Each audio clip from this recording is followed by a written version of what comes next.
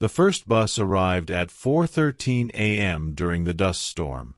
I remember standing alone outside the rest stop beneath flickering gas station lights while desert wind screamed across the empty highway hard enough to shake the vending machines beside the building. The bus emerged slowly through the wall of dust rolling across Route 18 like something surfacing from underwater. No headlights. No engine noise. Just the long dark shape of it gliding silently across the asphalt before stopping beside the abandoned loading bay near the diner entrance. Every instinct in my body told me not to walk closer. Then the overhead radio crackled softly behind the counter inside the station. "Mason," a woman whispered through heavy static. "Do not let the passengers notice you recognizing them." My stomach tightened instantly because I recognized the voice immediately. Claire Donnelly, the previous night manager who vanished from the rest stop 6 months earlier. Before I could answer, the folding bus doors slowly opened. At first, nobody stepped out. Then figures began appearing one by one through the darkness inside the vehicle. Thin passengers wearing dust-covered clothes from different decades. Some looked burned by the desert sun. Others looked wet somehow, like they'd climbed out of deep water moments earlier. But the final passenger stopped halfway through the doorway beneath the flickering lights outside and slowly raised his head toward me. It was my brother. The one we buried 3 years ago. 3 nights earlier. I took the night manager position at the rest stop because there wasn't much left waiting for me anywhere else. My name is Mason Reed, 34 years old. A former long-haul mechanic turned drifter after a pileup outside Flagstaff killed my younger brother 3 years earlier during a sandstorm we never should have been driving through. Officially, the accident wasn't my fault. That's what the insurance report said. That's what the highway patrol told my mother during the funeral. But I was the one behind the wheel when visibility disappeared. I was the one who decided to keep driving instead of pulling over. After that night, normal life started feeling temporary in ways difficult to explain properly. Relationships became exhausting. Cities felt too loud. Sleep came in broken pieces filled with headlights and desert static. So when I saw an ad offering overnight work at a remote highway rest stop deep in western Nevada with free lodging and no background checks, I accepted before really thinking about what kind of place hires someone willing to live alone beside an abandoned desert road. The rest stop itself sat nearly 40 miles from the nearest town along a forgotten stretch of Route 18 where the desert flattened endlessly beneath power lines and dead telephone poles disappearing into the horizon. During the day, the place looked worn but functional enough. A small diner attached to an aging gas station. 2 rusted fuel pumps are beneath flickering canopy lights. An empty bus loading bay facing the highway beside rows of broken vending machines, half covered in sand. Behind the station sat a narrow employee trailer where overnight staff supposedly stayed between shifts. But after sunset, the entire property changed personality completely. The desert swallowed sound in strange ways out there. Wind moved constantly across the empty highway, carrying static through the old radio towers surrounding the station while heat lightning flickered silently across distant mountains after dark. Some nights, the isolation felt so complete it almost seemed artificial, like the road itself no longer connected properly to the rest of the world once the sun disappeared. The previous manager, Claire Donnelly, vanished 6 months before I arrived. According to the owner, an exhausted older man named Walter Brigg, who only visited the station twice a month for supply runs. Claire supposedly quit during a night shift and disappeared before sunrise without collecting her final paycheck. Walter explained it casually while showing me around the proper, tie-like employee disappearances along isolated desert highways happened often enough not to deserve emotional emphasis anymore. Most of the jobs sounded simple. Restock the diner shelves overnight. Monitor the fuel pumps. Keep the station radio active in case emergency travel needs assistance during storms. The only unusual detail involved the buses. According to Walter, several long-distance charter routes still occasionally stopped at the loading bay before sunrise, despite Route 18 technically no longer existing on modern transit maps. Just don't interact with them directly, he told me while handing over the station keys beneath the buzzing fluorescent lights inside the diner. They aren't customers in the usual sense. At first, I assumed the warning was some kind of local superstition built around drug trafficking or undocumented transport routes crossing through the desert at night. But then Walter handed me a second binder labeled Night Procedure, ES, and suddenly the atmosphere shifted. Never approach arriving buses before dawn. Do not board any vehicle lacking company markings regardless of passenger requests. If passengers appear familiar, avoid acknowledging recognition. Keep the station clocks covered between 4 a.m. and sunrise. And the final rule, printed larger than the others across the last page. If bus route Blackwood arrives during a dust storm, lock the diner doors immediately and remain out of sight until departure. I remember laughing quietly after reading the list because the instructions sounded less like job procedures and more like someone writing survival rules for an urban legend. Walter didn't laugh back. He just stared silently through the diner windows toward the empty highway outside while desert wind rattled softly against the fuel pumps beneath the dying evening light. Before leaving, Walter showed me the old station radio mounted behind the diner counter. Massive analog equipment, and probably older than I was, connected somehow to a network of emergency frequencies still active across the desert highways. If the static starts sounding like voices, he said quietly while checking the signal dials, don't answer unless you're sure who's talking. Then he paused for several seconds before adding something even stranger. And if Claire calls through the radio after sunrise, do not let her inside. I started asking what he meant, but the expression on his face stopped me halfway through the sentence. Not fear exactly. Guilt. Like someone already regretting the fact he'd hired me before the first shift even started. Outside, dusk settled slowly across the empty desert while the highway stretched westward into darkness beneath distant storm clouds gathering along the horizon. Then, just before Walter drove away from the station, I noticed something strange near the abandoned loading bay beside the road. Fresh tire tracks in the sand. Long, heavy. Too wide for ordinary buses.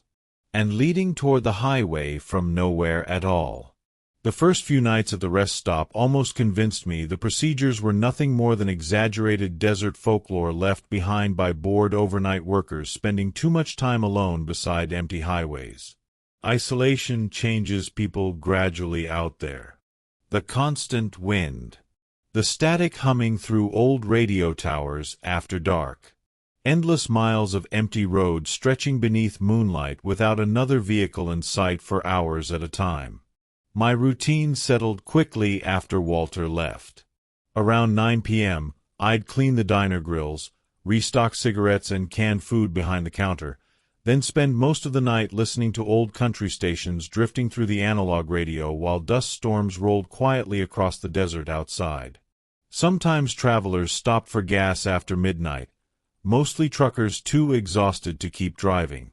But after 2 a.m., Route 18 became unnaturally empty in ways difficult to explain properly. Not quiet. Abandoned. Like traffic itself avoided the highway during certain hours without anyone consciously realizing why. The desert surrounding the station carried a strange atmosphere before sunrise. Heat disappeared rapidly after midnight, leaving the air cold enough to make the old fuel pumps groan softly beneath the wind while static drifted endlessly through the diner speakers. Some nights, distant headlights appeared far out along the highway for several minutes before vanishing completely without ever reaching the station. Other times, I'd catch movement near the abandoned loading bay beside the road, and only to find nothing there except blowing sand crossing old tire tracks beneath the floodlights. Still explainable. Fatigue. Desert mirages. Sleep deprivation mixed with grief and isolation. I understood how easily the human mind invents patterns when trapped somewhere empty long enough. Most of the strange procedures even started making practical sense eventually.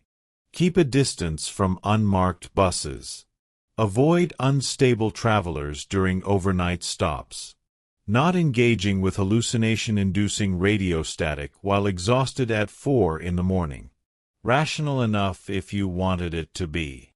The first strange incident happened during my fourth night while a dust storm rolled across the valley shortly before dawn. Around 3:48 a.m., the station radio crackled suddenly through waves of static while I cleaned coffee machines behind the diner counter. At first, I assumed another trucker needed road conditions updated farther west along the highway. Then I heard someone breathing softly through the speaker before a woman's voice whispered calmly, "Bus approaching from the eastern route. Please remain inside until boarding completes." My stomach tightened instantly because I recognized the voice immediately. Claire Donnelly.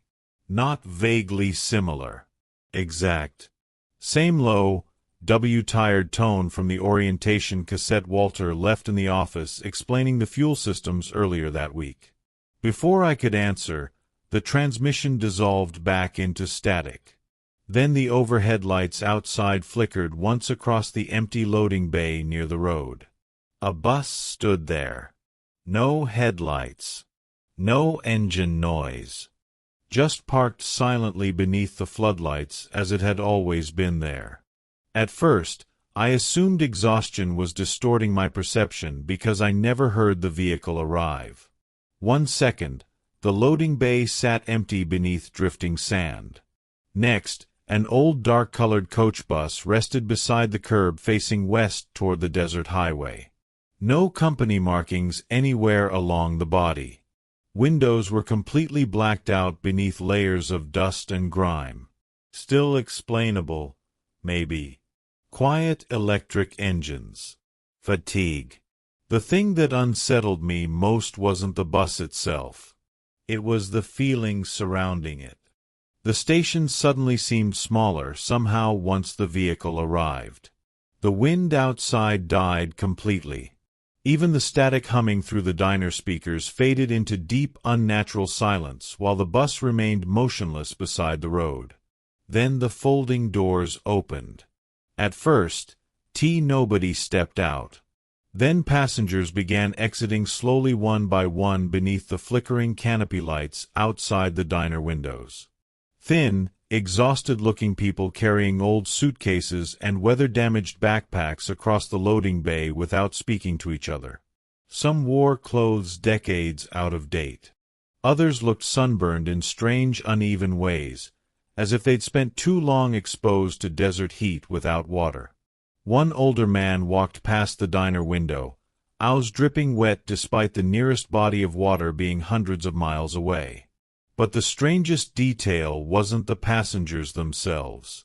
It was how familiar some of them felt. Not recognizable exactly. More like people I'd forgo, than knowing once. Then one woman stopped briefly beneath the floodlights outside the diner entrance and slowly turned her head toward the glass. And for half a second before she continued walking toward the darkness beyond the station, I could have sworn she had Claire Donnelly's face. After the first bus arrived, I spent most of the next day convincing myself the entire experience had been distorted by exhaustion and isolation. I'd been sleeping badly for months before taking the job. Grief does strange things to perception when it mixes with loneliness long enough. The passengers could have been migrant workers, drifters, addicts crossing state lines through unofficial charter routes nobody documented properly anymore. Even Claire's voice over the radio had rational explanations if I forced them hard enough. Old recordings. Similar accents. Static playing tricks on memory during a dust storm at 4 in the morning. By the beginning of my next shift, I'd almost managed to package the entire event into something ordinary enough to ignore. Almost. But one detail kept bothering me quietly beneath every rational explanation I built around it. When the bus finally left before sunrise, I never heard the engine start. The following night remained uneventful until around 4:02 a.m., when another dust storm began rolling slowly across the highway from the eastern valley. Desert wind screamed against the diner windows hard enough to rattle the hanging neon signs outside, while static drifted endlessly through the station radio behind the counter. I remember staring toward the abandoned loading bay through the glass while cleaning coffee stains from the diner floor and realizing something deeply uncomfortable. I was waiting for the bus to arrive. Not out of fear. Curiosity. The same dangerous kind that makes people keep touching bruises just to confirm they still hurt. Part of me needed that roof the previous night actually happened. So when the floodlights outside flickered once across the empty loading bay, and the dark shape of another bus slowly emerged through the dust storm without headlights, I didn't feel surprised anymore. Only tense in a way that felt strangely familiar. This time, I stepped outside. The moment I opened the diner door, the atmosphere around the station changed instantly. The desert wind vanished completely near the loading bay despite the storm raging across the highway only yards away. Sound itself seemed muted somehow around the bus. No engine noise. No cooling metal ticking beneath the frame. Just silence thick enough that my own breathing sounded wrong standing beside the empty road beneath the floodlights. Up close, the vehicle looked much older than I first realized. The body carried faded paint beneath layers of dust and corrosion, while the windows reflected nothing except darkness, regardless of the lighting around them. No route number displayed above the windshield. No company markings anywhere along the sides. Then I noticed the front destination sign glowing faintly behind cracked glass near the driver's seat. Blackwood Route. My stomach tightened instantly because I remembered the final rule inside Walter's binder almost word for word. If bus route Blackwood arrives during a dust storm, lock the diner doors immediately and remain out of sight until departure. Rationally, I understood what I should have done next. Go back inside. Pretend I never saw the route name. But grief and loneliness change the way people evaluate danger eventually. Especially when isolation starts making impossible things feel emotionally important instead of frightening. Then the folding bus doors slowly opened beside me with a long hydraulic hiss that sounded almost organic beneath the silence surrounding the station. At first, nobody stepped out. Then I heard voices inside the bus. Quiet conversations drift through the darkness beyond the doorway. Some sounded close enough to touch. Others seemed impossibly distant, like echoes traveling through long tunnels underground. And woven somewhere between them, I heard my brother laughing softly. Not memory. Exact. The same tired, uneven laugh he used during late-night drives when we were young, or before everything between us became arguments and resentment and unfinished apologies. Every muscle in my body locked instantly while the sound continued drifting from inside the bus beneath the flickering lights outside the station. Then a figure slowly appeared near the front aisle beyond the doorway. Male. Thin. Wearing the denim jacket, E.T. My brother died 3 years earlier during the sandstorm outside Flagstaff. He stopped halfway toward the exit and looked directly at me through the darkness inside the bus. "Mason," he whispered. "You weren't supposed to keep driving that night." I don't remember walking back into the diner after hearing my brother's voice. One moment, I stood frozen beside the loading bay staring into the darkness inside the Blackwood bus while dust drifted silently across the floodlights around us. Next, I was behind the counter, gripping the edge of the sink hard enough that my hands hurt while the station radio screamed static through the speakers overhead. Outside, the bus remained parked beside the curb exactly where I left it. Motionless. Silent. The folding doors still open beneath the dying canopy lights. But my brother was gone from the doorway. Or maybe he had never been there physically at all. That became the worst part afterward. The uncertainty. Grief already distorts memory naturally. Once you lose someone badly enough, your mind starts rebuilding them from fragments anyway. Voice patterns. Expressions. Half-finished conversations replaying themselves at 3 in the morning. Rationally, I understood that. But rational explanations stopped feeling stable the moment the station clock behind the counter suddenly shifted from 4:09 a.m. back to 3:41 without the second hand moving once. The radio systems became more active after that night. Some transmissions sounded like ordinary truckers requesting weather updates through static-heavy emergency frequencies. Others became deeply personal in ways impossible to explain logically. My mother was crying softly through disconnected channels, asking whether I still blamed myself for the accident. My ex-girlfriend was repeating arguments we had months after I left Arizona. Once, I heard my own voice calmly describing movements around the diner several seconds before I physically performed them. "He's checking the fuel pumps now," the radio whispered while I stood behind the counter. Then, without consciously deciding to, I found myself walking outside toward the pumps exactly the way the transmission described moments earlier. The desert around the station started feeling wrong after 3 a.m., too. Not dangerous exactly. Anticipatory. Like the highway already knew where people would stand before they arrived there physically. Then the passengers started appearing before the buses did. At first, it only happened in reflections. DA's dark figure stood motionless behind the diner windows for several seconds before the buses arrived through the storms outside. Other nights, I'd catch glimpses of travelers sitting silently inside the abandoned loading bay despite the highway remaining empty for miles beneath the floodlights. The worst incidents happened during heavy dust storms when visibility dropped low enough that the desert itself looked fluid beneath the station lights. That's when familiar faces began appearing among the passengers more often. Old classmates. Dead relatives. People I hadn't thought about in years were standing silently near the road before disappearing once the buses arrived, physically afterward. And every single time, the passengers seemed to recognize me before I recognized them.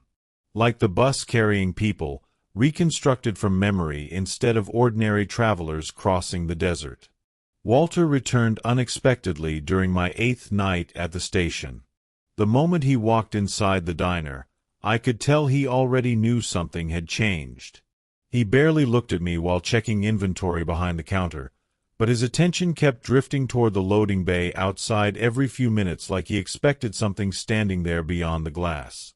Eventually, I told him about the Blackwood route bus, about hearing my brother's voice inside it, about the clocks resetting backward after the passengers arrived before sunrise. Walter listened silently the entire time without interrupting once. Then he lit a cigarette with visibly shaking hands despite the NO smoking signs hanging all around the diner. "The buses don't carry dead people," he said quietly after several minutes staring toward the highway outside. "They carry unfinished recognition." The sentence meant absolutely nothing logically, and he knew it. Before I could ask what the hell that even meant, the station radio crackled softly through static behind us. Claire Donnelly's voice whispered calmly through the speaker. "Walter," she said quietly, "you shouldn't have left him alone during eclipse season." That's when the floodlights outside the diner flickered off completely. For several seconds, total darkness swallowed the station except for the weak neon beer signs glowing behind the windows. Then the backup generators kicked on with a deep mechanical groan beneath the building while dim emergency lights flooded the loading bay outside. And parked silently beside the curb beneath the red emergency glow sat 3 buses instead of 1. No headlights. No engine noise. Just long dark vehicles waiting motionless beside the road while figures stood silently inside the windows watching the diner through the glass. Then one passenger slowly stepped down from the nearest bus beneath the emergency lights outside. Male. Thin. Wearing my brother's denim jacket. Except this time, when he raised his head toward the diner windows, he was using my face instead of his own. After the blackout, Walter locked every diner door manually and pulled the blinds shut across the station windows before sunrise fully reached the desert. Neither of us spoke much while the buses remained outside beneath the emergency lights. The silence inside the diner felt heavier than fear somehow. Like both of us already understood, something irreversible had started the moment I answered my brother through the Blackwood Route doorway nights earlier. Eventually, sometime after dawn, the buses disappeared without either of us hearing them leave. No engine noise. No tire movement through the sand. Just empty loading bays beneath pale morning light once the storm finally passed. Walter waited until sunrise touched the highway before unlocking the office in the back of the diner and handing me a rusted metal key attached to an old motel tag labeled Storage B. "Claire kept records," he said quietly while avoiding eye contact. "After enough time out here, everyone starts trying to explain the buses differently." The storage room sat beneath the employee trailer behind the station, and buried half underground beneath drifting sand and collapsed shelving. Most of the boxes inside contained old diner inventory records and highway maintenance paperwork dating back decades. But near the back wall behind stacks of water-damaged route maps, I found Claire Donnelly's journals sealed inside plastic containers alongside dozens of cassette tapes labeled with dates and weather conditions. The entries became increasingly unstable the deeper I read.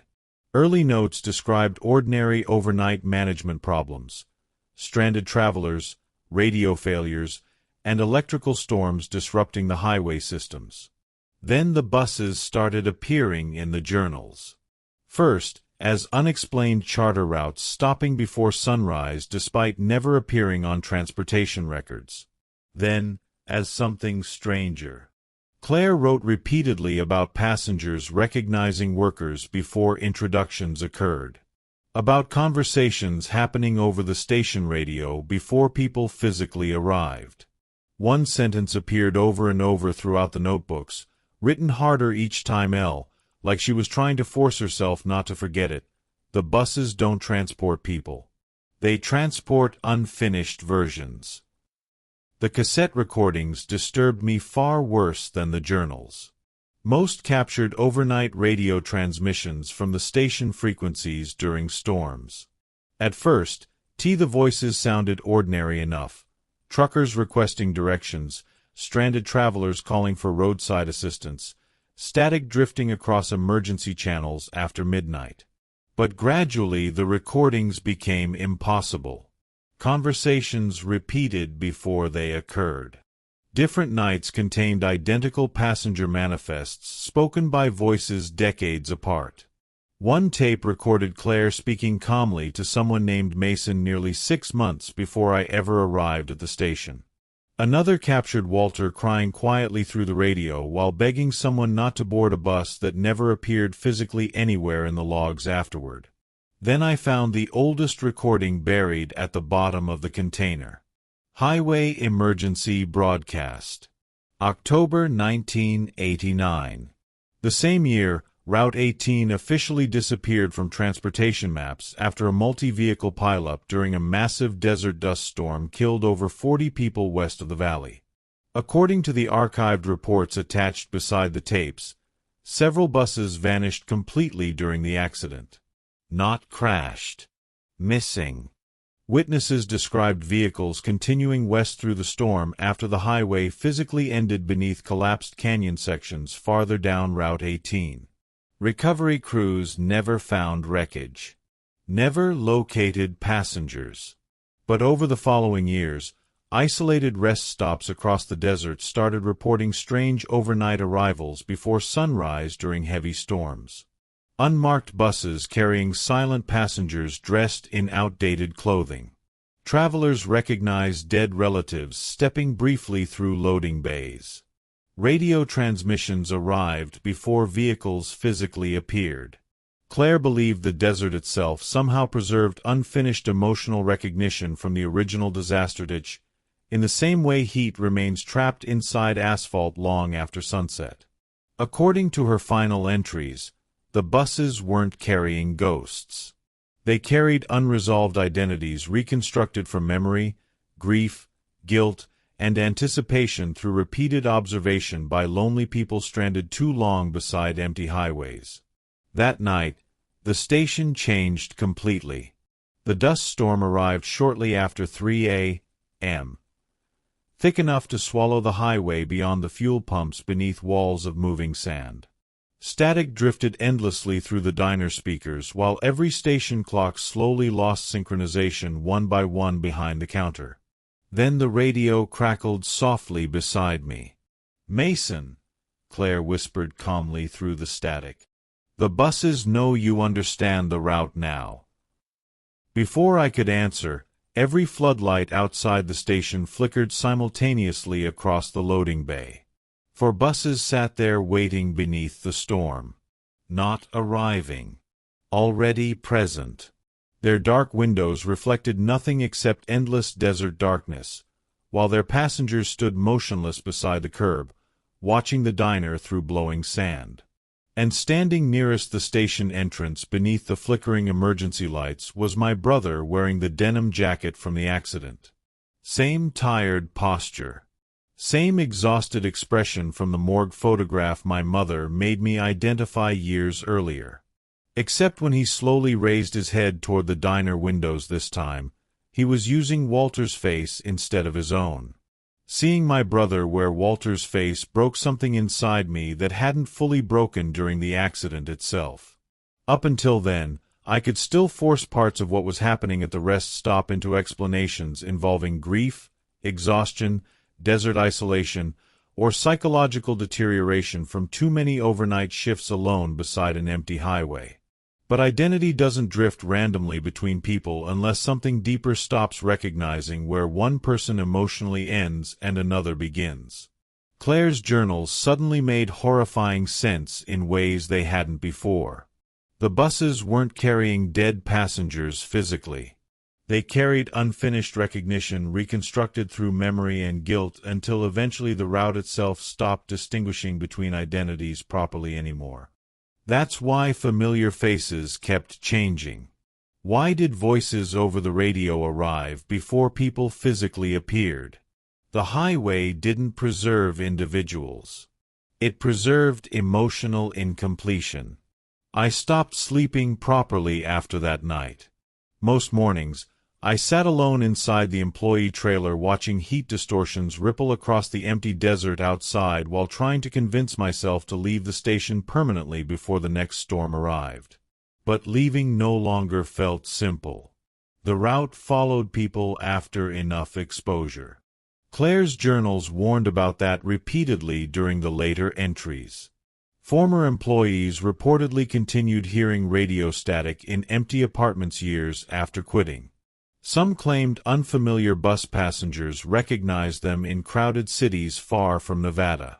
Others vanished entirely after reporting route sightings along highways that no longer existed on the map. Whether the stories were true stopped mattering eventually. I believed them anyway. So instead of running, I started studying the buses the same way Claire apparently had before disappearing. I created my own rules after that. Never look directly into bus windows during storms. Never acknowledge passengers emotionally. Why, regardless of who they resemble. Never answer the station radio after hearing your own name repeated twice. Most importantly, never follow familiar voices toward the loading bay before sunrise. For a while, the route actually seemed calmer afterward. Fewer radio transmissions. Fewer passengers use recognizable faces. Some nights, the station almost felt normal again beneath the humming neon signs and empty desert silence surrounding Route 18. But the buses adapted quickly once I stopped reacting emotionally the way they expected. Instead of using dead relatives, the route started altering physical space around the station more aggressively. The diner hallway leading toward the bathrooms stretched subtly longer during storms. Fuel pumps appeared closer or farther from the loading bay, depending on where I looked from. I spent nearly 20 minutes walking toward the employee trailer across the parking lot before realizing the building never physically got any closer. Then the passengers started appearing before memory itself. The first time happened during a routine overnight cleanup around 3:36 a.m. while another dust storm moved slowly across the valley. I suddenly remembered a conversation with Walter about bus route Blackwood that hadn't happened yet. Not imagined. Remembered. I knew exactly where he would stand near the coffee machines. Knew the cigarette he'd light despite the diner rules. Knew the sentence he'd say about unfinished recognition before he physically arrived at the station nearly 40 minutes late, and repeated every word exactly the way I had already experienced it internally beforehand. The sensation felt deeply wrong in ways difficult to describe properly. Not a prediction. Repetition. Like the route itself had stopped separating anticipation from memory around me. Then I noticed something even worse reflected in the diner windows beside the counter. My reflection wasn't clean anymore. It stood completely still, watching the loading bay outside, while I physically continued moving through the station. 3 nights later, I found Claire's final journal hidden inside the ceiling panels above the station office. The writing looked rushed and unstable compared to her earlier entries, smeared across pages like someone documenting thoughts faster than linear memory could organize them properly anymore. The route was never transporting passengers, one sentence read repeatedly throughout the notebook. It transports unresolved arrivals. Another line appeared beneath it, hard enough to tear through the paper. Recognition creates destination.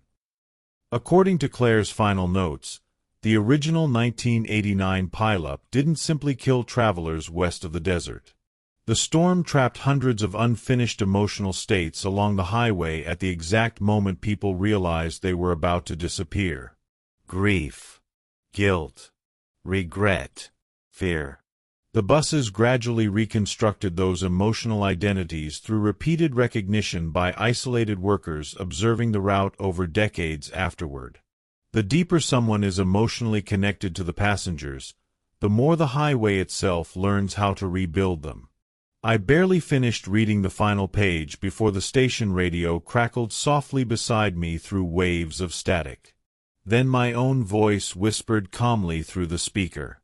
"Mason, your bus already arrived." The moment I heard my own voice on the station radio, every light inside the diner dimmed simultaneously. Not flickered. Dimmed. Like the electricity itself, it suddenly became exhausted beneath the storm surrounding Route 18. Outside, dust rolled endlessly across the loading bay beneath weak emergency floodlights while the buses sat motionless beside the curb waiting in complete silence. I remember standing alone behind the counter, gripping Claire's journal hard enough to crumple the pages while static hissed softly through the speakers overhead. Then the radio crackled again. "Mason," my voice whispered calmly through waves of interference. "You've already missed departure twice."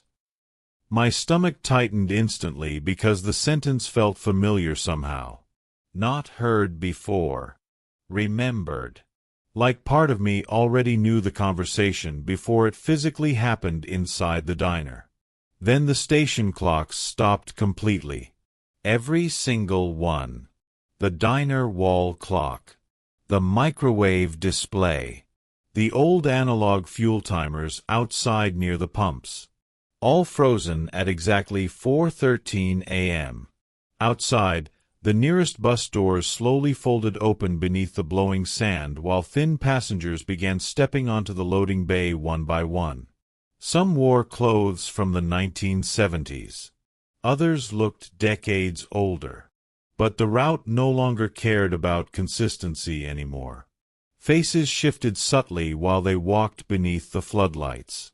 A teenage girl became an elderly woman between steps. A truck driver briefly used Walter's face before changing into someone else entirely beneath the storm. And standing nearest the diner entrance, watching me calmly through the glass, was my brother, wearing my body exactly. Same height. Same exhausted posture. Same scar across the knuckles from the garage accident when we were younger. Except his reflection in the diner window moved several seconds ahead of the body standing outside. The station itself started changing after that. Not metaphorically. Physically. The diner stretched deeper than it should have been beneath the flickering lights, while always extended farther toward rooms that didn't exist before. The bathroom corridor behind the kitchen became long enough that I couldn't see the end anymore once the storm intensified outside.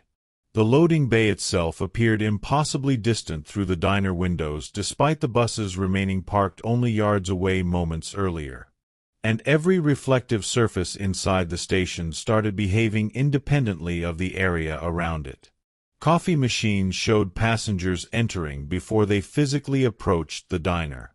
Window reflections displayed buses still arriving through storms after they had already parked outside.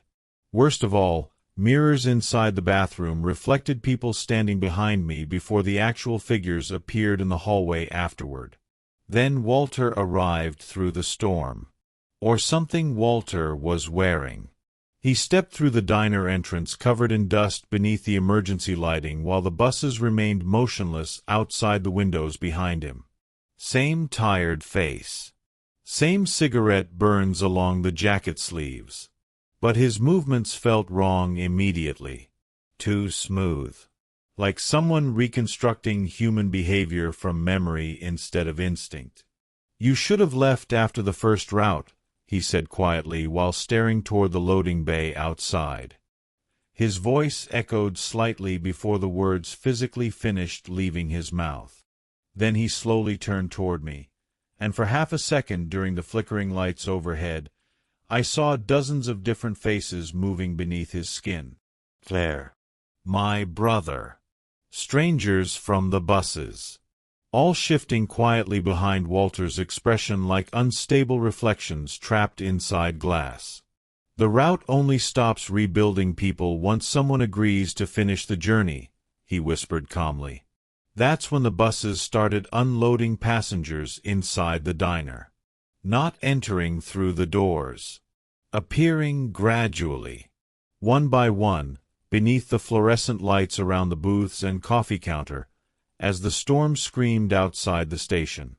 Silent travelers sitting in empty seats before I consciously noticed them there. Thin figures standing near the vending machines, watching me calmly with familiar faces stolen from old memories. My father appeared near the bathrooms, still wearing the work uniform from my childhood. Claire stood silently beside the kitchen entrance, holding the station radio against her chest. And closest to the counter, my brother slowly approached through the diner, using my face perfectly, while the reflections surrounding us moved ahead of reality itself. Then every radio speaker inside the station activated simultaneously beneath the static. Hundreds of voices speaking softly through overlapping storms and highway noise. Some crying. Some laughing, begging not to be left behind along the route again. And standing there inside the impossible diner beneath frozen clocks and shifting reflections, I finally realized something horrifying. The buses were never arriving before sunrise.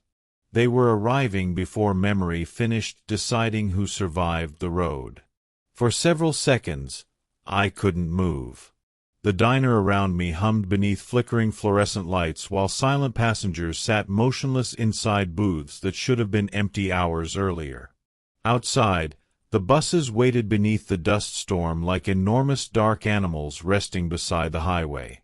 My brother, or whatever the route reconstructed using him, stood only a few feet from the counter wearing my face while reflections throughout the station continued moving slightly ahead of reality itself. Then the thing using Walter's body smiled faintly beside the diner entrance. "You still think the route takes people somewhere physical," he whispered calmly. "That's why you keep trying to escape it geographically." Behind him, the loading bay outside no longer looked attached properly to the desert highway anymore. The road stretched endlessly through the storm beneath impossible rows of flickering bus lights disappearing into darkness far beyond the valley where Route 18 physically ended decades earlier. That was the moment I finally understood what the buses actually were. The original pileup never ended. Not emotionally. Hundreds of people realized they were about to disappear during the storm west of the canyon collapse all at once. Fear. Regret. Guilt. Unfinished conversations. Last thoughts. The desert preserved those emotional arrivals the same way heat remains trapped inside asphalt after sunset. Over decades, isolated workers like Claire and Walter unknowingly strengthened the route every time they recognized familiar faces among the passengers. Every moment of grief rebuilt another unstable identity along the highway. The buses didn't transport dead people physically. They transported unresolved emotional momentum, searching endlessly for destinations that never finished existing. And standing inside the diner watching my own face approach through crowds of impossible passengers beneath frozen clocks and shifting reflections, I realized something even worse. The route had been rebuilding me since the accident outside Flagstaff years before I ever arrived in Nevada. Then I noticed the old emergency road flares stored beneath the diner counter beside the fuel shutoff controls. According to Claire's journals, the buses only stabilized during storms because the route depended on repeated recognition patterns to maintain itself. Observation. Emotional attachment. Familiarity. But fire disrupted the highway reconstructions somehow. One entry described an early station worker accidentally igniting a bus during the late 1990s after a fuel spill near the loading bay. Witnesses reportedly watched entire sections of the route collapse into static and sand afterward, while passengers disappeared mid-conversation beneath the storm. "The desert remembers heat differently than memory," Claire wrote repeatedly across several pages. My stomach tightened instantly while I stared toward the fuel pumps outside the diner windows. Every bus was parked directly beside them beneath the loading bay lights. The thing wearing my brother's face stopped moving the moment I reached beneath the counter. For the first time since the route fully escalated around the station, its expression changed slightly. Not anger. Fear. Behind it, the passengers throughout the diner started reacting independently from each other beneath the frozen clocks overhead. Some stood abruptly from booths while others turned toward the loading bay outside, as if they suddenly recognized something approaching through the storm beyond the station. The reflections around us became unstable immediately afterward. The window glass displayed burning buses before any fire actually started. Mirrors showed empty diners decades abandoned beneath drifting sand. And through the radio speakers overhead, hundreds of overlapping voices began whispering the same sentence softly through waves of static. "Do not interrupt arrival." I ignited the fuel pumps anyway. The explosion shattered the loading bay windows hard enough to throw me across the diner floor instantly. Outside, fire consumed the nearest buses beneath towering walls of dust and heat while the desert itself screamed through the storm around the station. Not metaphorically. Actual sound. Thousands of overlapping passenger voices collapsed into static and wind as the route destabilized violently across the highway. The buses didn't burn normally either. Their bodies split apart beneath the flames like unstable photographs dissolving in water, while passengers vanished mid-movement throughout the diner around me. Some simply disappeared into blowing sand. Others broke apart into flickering reflections before the fire reached them physically. And standing beside the counter beneath the collapsing fluorescent lights, The thing wearing my face stared at the flames outside with genuine terror spreading slowly across its expression. Then, just before the burning route outside began folding inward beneath the storm, it looked directly at me and whispered using my brother's voice. "You still think you were the one who survived the accident?" I barely escaped the rest stop before the route collapsed around the station completely. The explosion tore through the fuel pumps and loading bay hard enough to shatter every diner window beneath the storm, while burning buses dissolved across Route 18 like unstable memories dragged backward through time. I remember crawling across broken asphalt toward the employee trailer while fire twisted unnaturally through the dust storm surrounding the highway. The passengers weren't burning physically. They were unraveling. Faces shifting between identities too quickly to recognize, while voices collapsed into static and wind around the station. Some figures simply vanished mid-step beneath the flames. Others continued walking calmly through the fire before dissolving into drifting sand yards later. And through all of it, the buses kept arriving. Long dark shapes emerging silently from the store, and even while the earlier routes burned apart beside the loading bay. Then the desert itself started changing. The highway stretched impossibly long beneath the firelight while the storm swallowed entire sections of Route 18 beyond the station. I could see buses moving through the dust where no road physically existed anymore. Endless headlight drifting west through darkness toward the canyon collapse where the original pileup happened decades earlier. But the most horrifying part wasn't the highway. It was the realization settling slowly into place while the station burned behind me. The route wasn't trying to trap people physically. It was rebuilding emotional arrivals over and over through repeated recognition until eventually nobody remembered which version of themselves originally survived the road. Then the station radio crackled softly through the fire behind me. My own voice whispered calmly through the static. "Mason, you never stopped driving." I woke up 3 days later inside a hospital outside Reno with smoke damage, dehydration, and enough sedatives in my system that memory itself felt unstable for weeks afterward. According to the highway patrol reports, a gas leak destroyed the rest stop during a severe dust storm while I was alone working the overnight shift. No buses were ever found along Route 18. No passengers. No evidence that the loading bay had been used recently at all. Walter Briggs officially disappeared after the fire. The authorities assumed he had abandoned the property months earlier after the business collapsed financially. They found no employee records for Claire Donnelly anywhere in Nevada transportation databases either. Just old newspaper clippings about the 1989 pileup west of the canyon route, where 42 people vanished during the storm after emergency crews lost radio contact with several buses attempting evacuation before sunrise. I left Nevada after that and never worked overnight highway jobs again. For a while, though I convinced myself that destroying the station ended whatever existed along Route 18 permanently. Trauma eventually becomes easier to package into manageable explanations once enough distance exists between you and the place where it happened. But some things refuse to fit into rational categories afterward. About 6 months after the fire, I received an unmarked envelope containing only a damaged bus ticket with no return address.